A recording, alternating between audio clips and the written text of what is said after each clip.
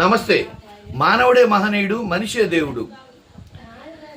గెలవడం అంటే ఎదుటి వాళ్ళ మనసు గెలవడం, శత్రువు చేత కూడా సహభాష అనిపించుకోవడం. అంతేగాని కేసులు పెట్టడం, దౌర్జన్యాలు చేయడం, కొట్టడం, దొంగ ఓట్లు వేయించుకోవడం, బూతులు మార్పించుకోవడం, పరాయి ప్రాంతం నుంచి జనాన్ని తీసుకొచ్చి ఇక్కడ ప్రజల మీద దౌర్జన్యం చేయడం ఇది కాదు. మీరు గెలిచారో లేదో మీకు తెలుసు.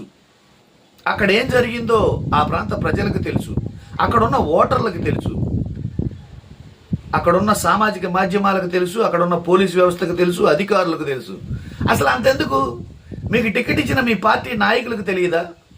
ఇలాంటి గెలుపు తీసుకొని పోయి అసలు మీరేం చేద్దామని, ఎవరికి చెప్పుకుందామని, కనీసం మీ అంతరాత్మకైనా అద్దంలో చూసుకున్న మీ ముఖానికైనా చెప్పుకోగలరా? ఆలోచించుకోండి.